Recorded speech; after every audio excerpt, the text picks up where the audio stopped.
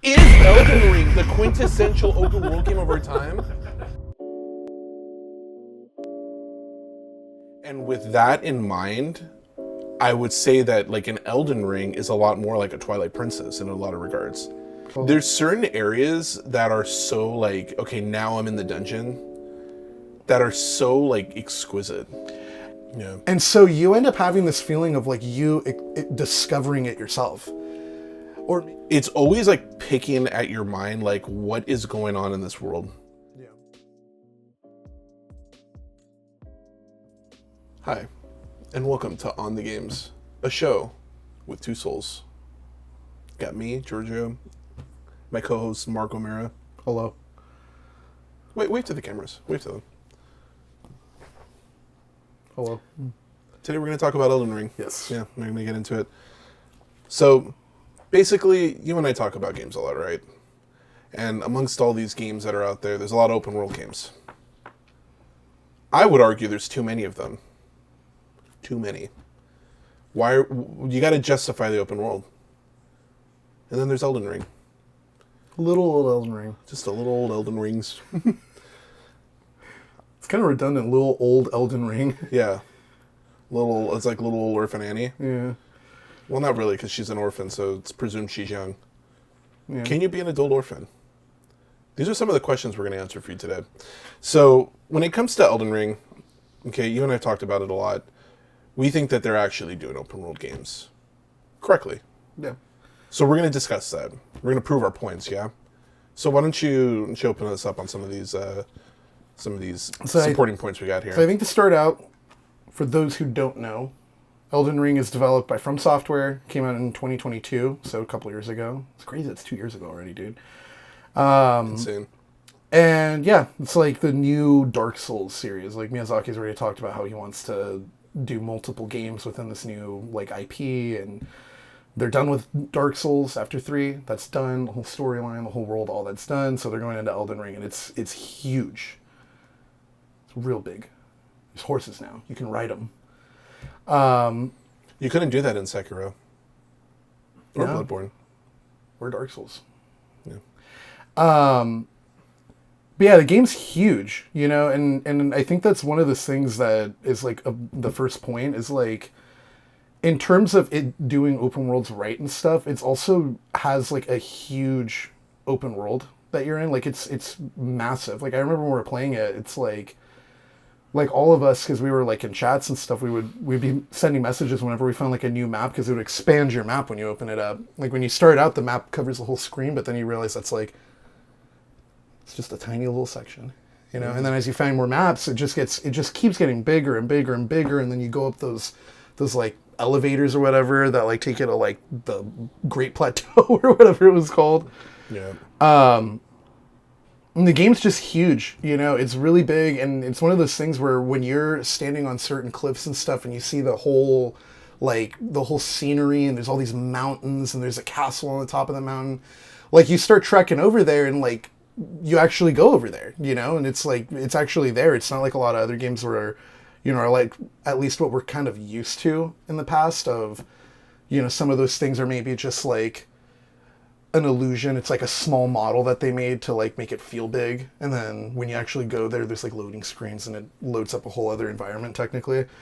Like those environments are actually over there. And when you're walking over to them and stuff, like it all of those things really add to the scale. And it's just like, it's a particular feeling that I can't really think of a lot of games that tackle scale in this way. Like I think Breath of the Wild kind of does to a degree, to a large degree, honestly. I'm undershooting it a bit. Yeah. They both definitely capture that very well and stuff. And this, I think part of it too is like, as a From Software like freaking nut, dude, I love all of their stuff. Like being able to see them like really spread their wings on this game and actually do scale this big, and like you can actually walk all the way over there, and like it's just it does something to your brain. You know, I don't know about you. What do you think with the scale? Yeah, I mean the scale's definitely really big. You know, for me, it's because you know, as you're talking, I'm just thinking about like, you know, when open world games started really gaining prominence, how there was some sort of loop within the game that you would get used to pretty soon into the game. Like they introduce you to like the mechanics, and these are like the outposts, or these are how you're gonna unlock like some of the map and all that. And then when you started realizing how big the world was, it got you excited. And I would feel that for certain things, like there's like overworlds. This is something you and I were talking about like a week ago, like a little less than a week ago. There's like overworlds. So you talk about like a Final Fantasy, like some of the older ones, like 7 through like 9, kind of period in particular. Even the ones before that, where you're like, man, there's this whole area to explore, and there's things to do. And whenever I would find out that the world was a little bigger, it would, like I said, it would get me excited. And then There's more game. Yeah, because there's more game. And then at some point, it started taking a turn where I'm like, oh, that just means there's more work to do.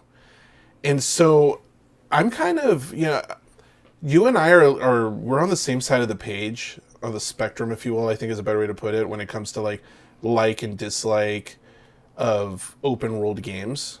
Like, I'm more of, and I don't know particularly apart from just like my own preference, but I'm kind of harsh on open world games now. And that's not something that happened overnight. This is something that's happened over like years. I feel like it got a lot stronger over the last like 10 years in particular. Like 10 to 15 years. Because for me, it's like, I think about like playing, like the experience of playing like a Far Cry 3, and seeing how big that world was. And it wasn't huge, but it was bigger. And there was a lot of games to play, and it was fun. And then you take like a Far Cry 4, and I'm like, that game's still fun, but it was a little bigger, and there's more. Huge. And like, for instance, like that one I didn't finish. Like Far Cry 3, like I got like all the way to the end. And then you start taking games like for instance, like the Elden Ring games. Like Oblivion, like I explored like everything. Skyrim, I explored like almost everything. Then you take like a Fallout, and I'm like, okay, well, like I explored a lot of that, but at this point you're like, you've spent so much time traversing that like even the unique things that you're doing are starting to become similar.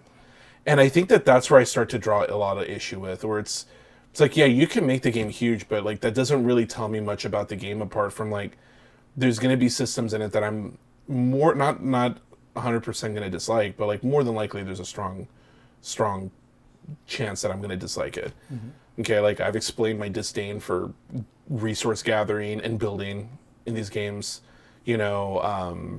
crafting, all that stuff. Like I think should have a rather small part to play when it comes to these games. Like, granted, I know that I'm speaking to a minority here. At least that's what it seems like online and from what the game publishers keep putting out. But like, so many games are so huge. You got these Assassin's Creed, dude. Like Valhalla is huge. And so when you come to like Elden Ring, it's like, yeah, it's big, and the sense of scale is really cool. But there's something really specific about that game where when I play Elden Ring, I don't necessarily think like it's so big. Like I think more like it's open, and there is a lot of the things I already really like doing in it, and that sense of, I guess, like scale and different spaces allow for more like storytelling opportunities, which is what's like more compelling to me. Yeah, I think it's because, and that's why I mentioned the scale of it, is because it's like I feel like that's kind of sets the basis for this, because like nowadays having a huge map isn't like that. It's like kind of novel now. Like you look at like Red Dead Redemption, and it's like, oh, well, I remember a huge marketing thing, like rumor. Yeah.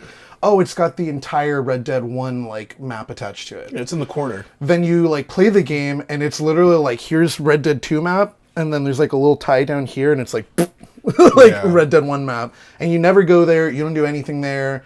Like I remember beating the game, and I was like, might as well go check it out, see what's even going on. Dude, it's like it feels like unfinished because it's like thrown in there so haphazardly, So it's like the scale of a map isn't really it's novel. It's novel now. It's like a lot of games are doing that. The thing I found really interesting about Elden Ring and its usage of this is that they really, with the focuses on the gameplay and stuff, really utilized this map for like, number one, kind of going back to my first point of like back in the day, it's like you play like Dark Souls 1, like if you saw a huge castle out in the back or whatever, like usually that was like kind of like an illusion. Like when you no clip and like go through all these dev modes and stuff and fly over there, it's like pretty small. But it's there to give you the sense of scale, right? And in this game, like those are actually there. When you go up to them, they're huge. And it's like they've used this open world to like do a thing that they were doing in the past a lot better now. And then it adds to this like adventure, this sense of exploration. And I think that's really like the big point I'm getting at is it's like, you can have a big world, but like, what are you using it for? And a lot of people use it, I feel like, or a lot of devs use it just to like throw a bunch of like random shit for you to do in there. But then you run into like your problem where you start getting fatigue because in every single game you're doing like the same stuff. Versus like Elden Ring, like don't get me wrong, there's crafting and there's stuff like that, but it's like those things are like, I feel like they had those things in the game more so because like there is a level of like nowadays like with standards of like these kinds of games, you kind of have to have them in there. But they do truncate the crap out of it where it's like not a focus and it honestly doesn't even really matter. Like I never really crafted ever in Elden Ring the entire time I played that game. Oh, I crafted. I never really crafted. I just resource gathered for like materials to upgrade my weapons and stuff, but I never really crafted. And yeah, like, you craft for like your arrows or yeah, like, and certain like usable consumable items. And when it comes down to the whole world and its scale, like again, like they're using it not just to add all this random stuff in there for you to do so you have activity and more gameplay. You know what I mean? They utilize it to like create these vistas and these like scenic moments. Like for instance, you get through Stormvale at the beginning, you come out the back, right? Yeah. And then you see all of like the Liurnia lakes or whatever, and it's like that scene, like dude, that's like beautiful. It's like a painting. Yeah, it's beautiful. Yeah. You're like, wow, like look at this, dude.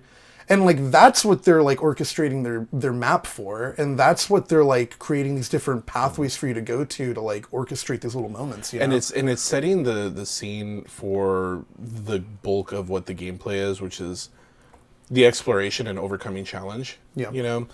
And so when I think of like a lot of open world games, it's like a giant to-do list. Like of things you need to like get done in order to like, okay, well let me go find like whatever the tower is or whatever's going to unlock the map, you know, and then from there I get highlighted the things that I can do in this area, and then I can go and check those off. Like there's these little design decisions that they made in Elden Ring, like for instance, you do get a map piece. You already have kind of like a base map, and it shows you where you can get like the map where it gives you more detail on your map screen and all that. But once you get it, it's not like, cool, here's all the things you can do. Like, they found a way to really find a happy medium in between where you look at your map and you're like, it helps you with navigating these bigger areas and, like, plotting out what your path is to get to, like, you're saying, like the castles and stuff like that. But along the way, you are looking in, like, the little nooks and crannies. And you are finding, like, these, like there's a lot of staircases that just lead down into like little bosses, or you find like whole side quests, you know, like stuff like that I think makes the game like way more compelling. You know, for me, it's kind of like, you know, and this is again coming from someone who's a big From Software fan. Like I know you are as well. Like we were both, all of us here in the whole production crew is like, we love From Software. It's more challenge, it's more like fun little diversions that are very story rich. They're very lore rich. You know, it's not like, for instance, like taking like a Far Cry. Like I think about Far Cry a lot, like with this, where it's like they kind of, the whole outpost thing, like, and I could be incorrect in this, but it felt like that whole clear an outpost, now you've cleared the section out, you gain some sort of like materials and some experience, and I feel like that really started like with Far Cry 3. Yeah, and people are like, man, like people love this. Let's do this with every game that we can do. Like, yeah, they really popularized the whole outpost thing, and then like Assassin's Creed was with like the whole tower to open your map. Like it feels like there's all these little like dungeons and these little like spots where there's like, I think about like that whole like, remember that I forgot what it was called, but in Elden Ring, there's that section where there's that village where everyone's like, their eyes are like burned out or whatever from like that flame, the frenzied. Yeah, and like discovering places like that where you're like, oh, there's like something going on over here. Let me go and explore it. Like that. No two villages really feel the same. Like you'll come across some sort of shacks and stuff like that, and you already know like, oh, there's probably like a merchant there or something, and And even with that, they play around with expectation on those kinds of things too. Like, I'm not going to talk about that too much, because for those who haven't played it yet, like, they can go and explore. But there's certain things that have happened at, like, even these little, like, shacks you find where you travel to them at a certain time and you're like, wait, what the heck's going on here? And now all of a sudden you're in the middle of something. Like, there's a lot of stuff like that in the game. But I think about, like, that frenzy, like, village. I think about that one village where they're all, like partying and dancing. It's like very they're like singing. You it's just like hear very that from midsummer kind of thing. There's like some Yeah. sort of like ritual festival thing going on, and you're like, dude, Yeah. this is like creepy, dude. Like, what is going on? Like, it's always like picking at your mind, like, what is going on in this world. Yeah. Whereas a lot of open world games don't feel like that. Like, and it's not to say like we said, there's some beautiful vistas. Like, there's some beautiful like spots where, like, I remember especially the first time I was playing, I took a lot of like little screenshots because I was tripping out on like how beautiful the game was in a lot of regards, like just art direction wise. Yeah. I'm not saying it's like the most high fidelity, like you can look at like a Forbidden West, like Horizon, and like there's gonna be more detail and there's gonna be more like colors and all of that, but like You're gonna be able to zoom in and see Aloy's like pores. yeah, which is like so I mean detailed. like cool, you can do that. All like, right. but it's not just about that. Like, when you're playing a game, and like for me, it's, you know, I think about it in terms of like justification. Like, it's one of those really, really important like questions you need to ask yourself, like when you're making a game. Like, at the beginning, you can't decide to just make a game open world. You plan that from the beginning. Yeah. So you have to like really justify, like, why are we making this open world? And I feel like a lot of developers don't do that. I feel like a lot of developers, like, of course we're going to make an open world game because people like those and they're fun. We can put more things in there. We can put more things in there, and we can add DLC. And Yeah.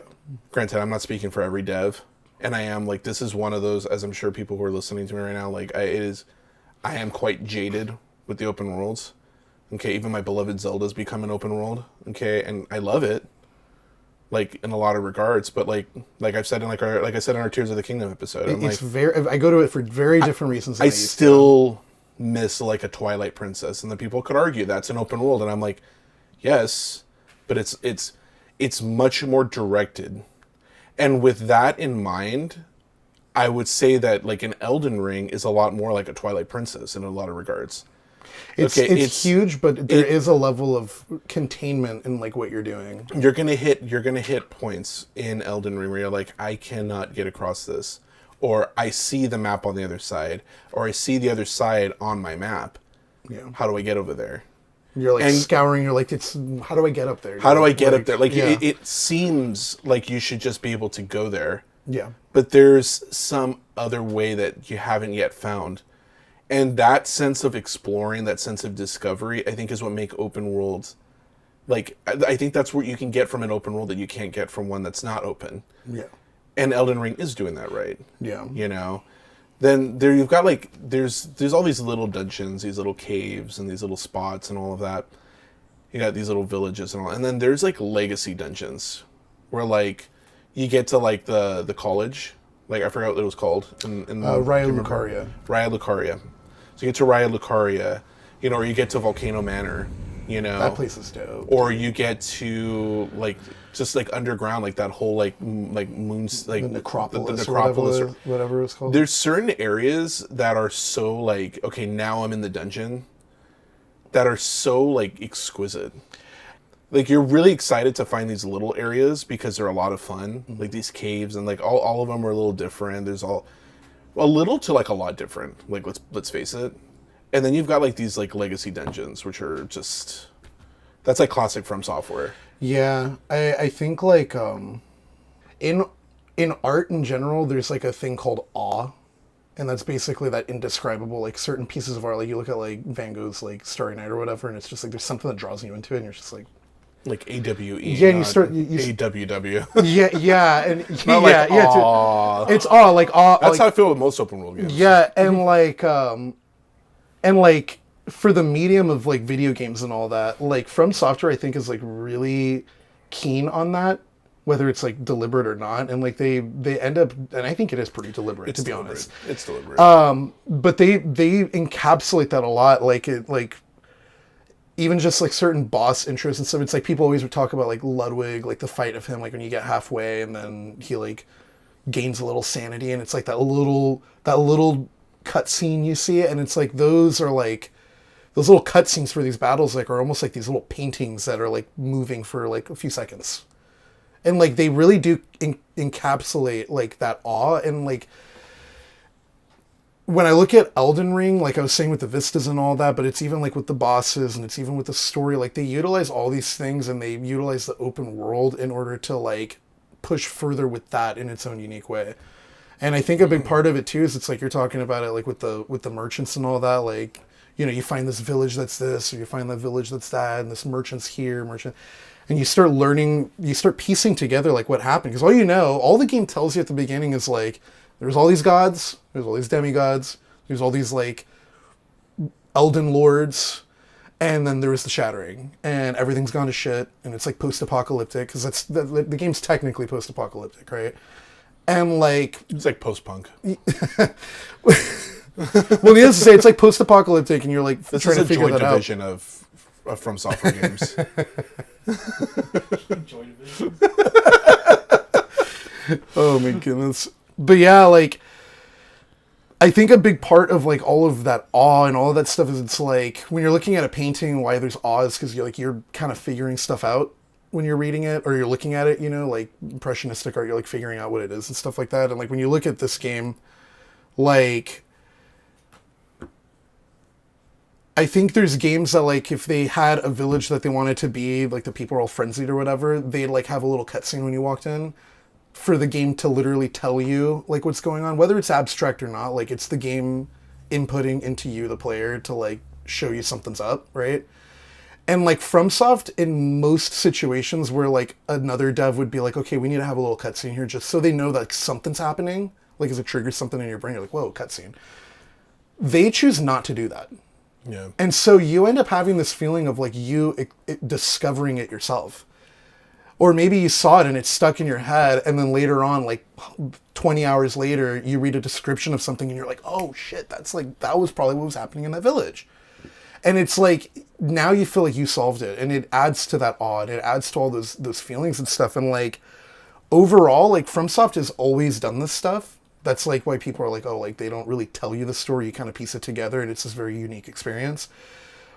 I feel like they got this huge open world, they designed it to be beautiful and all of that, and like have all these different vistas and different like, you know, depending where you look at it, it's a different like image, so to speak. And they're like, okay, let's use that for this. And they were like very focused on that. Like, okay, let's have you explore and like you're saying, overcome challenges and stuff to like add to this sense of adventure. And like, it's just way more focused than a lot of other games, you know, like a lot of other games are like, they just have a bunch of stuff for you to do, and it's not focused. And then you have a crafting mechanic, and it's like, okay, well, let's delve deep and make this a super like well thought out crafting mechanic. And it's like, okay, well, how much of the game does that take? Because you've got the whole game, and like the reality is like if a game is good at doing everything, it's not good at doing anything. Yeah, I think about like even to the whole, because it's really like what if I was a game dev and I'm deciding, because it almost feels like it's like such a binary thing now. It's like, okay, so is our game open world or not? Like, you know, oh my goodness, I hope not, guys. Like, don't make so many open world games. Like, I'm letting you off the hook. You don't have to make so many of them. But yeah, like with From Software, I go like, okay, something that they did in Elden Ring that they couldn't do in some of their older games, or they really didn't in utilizing that space, is that you get used to spaces being more open. And to your whole like cutscene like example, I think about like in Stormvale, like I don't know if you guys have gone like all the way underneath it, but if you go all the way underneath it, there's this whole other section down there that you can kind of explore. It's not huge, but it's like it's pretty big. It's a little dungeon down there that yeah, you can go through. And when I went through there, there's this area where it's like this huge hall. And when I saw the hall, I wasn't like, oh, dude, there's going to be a boss here.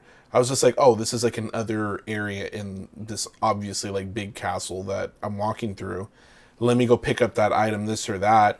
And then I hear like some like noise or something. And then this like ulcerated like tree spirit like comes out. And now I'm in the middle of a boss battle.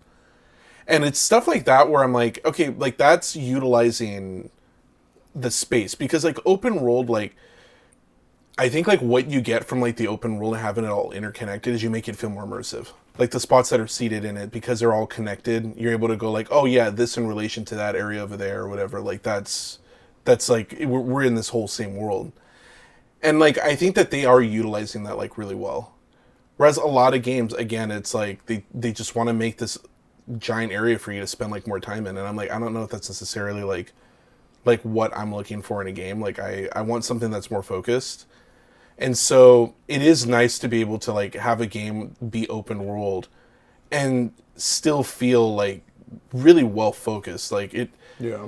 it's like I remember like in interviews like before the game came out, Miyazaki mentioned, he's like, it's not going to be like open world games like the ones that you guys are used to. He goes, we're still doing our From Software thing, but like in this like new format, and we're finding ways to like do storytelling in this open world. Yeah. You know, and they did do that. Yeah. They did do that. You Yeah. know? So I think it does in a lot of regards like justify it, because you're like, okay, like the area is big, yeah, it's open world and all of that, but like it's not like I'm checking off a list. Yeah. And it's because of those little design decisions where they're like, no, we're not gonna like unlock an area and like give you like all of like the things that you need to check off, like stuff like that. Yeah, you know? and I think like kind of closing statement, like to answer the question, is Elden Ring doing open worlds right? Is it like the only one doing? And it's not necessarily that they're doing it right; it's that they're just more focused about it than a lot of other devs. And so what ends up happening is like you have every other open world game where they have all this random stuff for you to do, and it does everything very well. But again, it's like if it does everything well, it doesn't really do anything, like nothing stands out. You know what I mean? It's like a rather lukewarm experience because everything's like, all right, everything works, I guess. Nothing's like impactful. And so like you look at Elden Ring and it's like a lot of those side things aside from like combat and exploration and like the storytelling within that like is like very truncated, where the focus is that, and what you're doing mainly is like exploring and fighting, and it works very well. And so what ends up happening is you have this game that's like maybe not for everyone, but for those who it's for, it is an incredibly potent and memorable experience. And like a lot of other open world games, like I like the mass majority, I can't really say that for them. They're just not impactful. They're just not very memorable. Like it's a thing to play, but it's not really like a high quality thing to play. It's because I think when you have a big open world game, you have to find a way to guide the player. Mm-hmm. And you can look at it, can get handholdy, I think, in its worst case. It can be really trying to think of the word, like just very ambiguous in like some of the worst cases. Like you don't know what you're supposed to be doing. And I think that From Software actually found like a really good like midpoint. Like I would say like open world games like that are done right, I think them, and then I think like Breath of the Wild. You know, Tears of the Kingdom as well, but I think Breath of the Wild is a more exquisite game, quite frankly. Like I think it's more elegant. Yeah, I agree. A lot of games, like if you're giving them a list of things to check off, you're giving them points on the map to go to, and you're making it obvious, I think that you run the risk of putting people into a sort of autopilot. And in doing that, you're kind of running through the motions and you're disconnecting from the game, like cognitively. And so it feels more like work. Yeah. To some people, it's like really enjoyable. That's fine. Like I argue that I think people who really love open world games don't love them as much as I think they do. It's just that you're getting these little like hits of like, oh, I checked that off. It's like when that's one less thing on the left side of my screen. It's kind like of thing, it's you like know? when you do all of your chores for the day and you're like, I'm accomplished. And it's like you're doing the same thing but just virtually. Yeah, and I'm like, I love that. Well, what about the adventure? It's like, you know I gotta like head in this direction, and then you head in that direction, but then you find other stuff, you know. So there is like a fine line I think that you can tread. I think From Software is showing that, and I think you can have different kinds of gameplay, like not necessarily like this From Software like adventure gameplay, but also carry some of the things that they did, and it would make your game more engaging. Yeah. You know, like I would be curious to see like a Far Cry or, you know, even an Assassin's Creed, like do some of this stuff and not have all of these like checkpoints and all these like these glowing things like vying for your attention on the screen. Like actually like give the player some like ability to run around, like Yeah. that kind of thing. It'd be interesting. I think the last thing I'll say, and I'm curious, if whoever's listening, like, if you guys have had the same experiences I did with this game, but like the last open world game that I really keyed in on this was Far Cry 5. Because I remember you and I got it for super cheap, and we were like, dude, that might be fun co-op. We hopped in, and literally, like, I've never played a game where literally, like, every single thing I did felt so meaningless. Like, from, like, just completing a little opening to, like, killing some enemies to exploring. Like, it just felt so... It felt so unrewarding. Yeah. And I think a lot of it is due to, like, a lot of the stuff we talked about, but that game does it, like, to the max, dude, where it's just, like, so, like, all right, dude, There's, like, no sense of accomplishment, I feel like, at a certain point with that stuff, but... Yeah, like, everything's guided. Yeah, but I'm curious who else, had that experience, whoever is listening, but...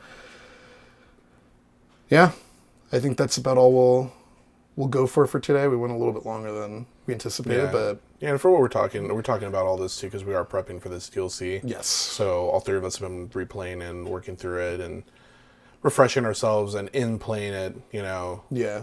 we're realizing these things. We're like, man, this game's like just... It's very, very well thought out. It's still one of the most engaging experiences that I've played. Yeah. Like, it's just a lot of fun, and it's fun to rediscover, and it's fun to explore. It's very memorable. You'll never forget Yeah. it. For me, I'm like, at the end of the day, like, the stuff I like is the stuff that sticks with me, typically. Yeah. Because it's cool to have memories, And, like, yeah, this game definitely does that, like, in strides. Statement of the year. It's fun to have memories.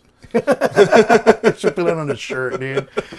Oh, man. Well, this has been Two Souls, the show on the games. Really happy to have you here, and we'll see you next week.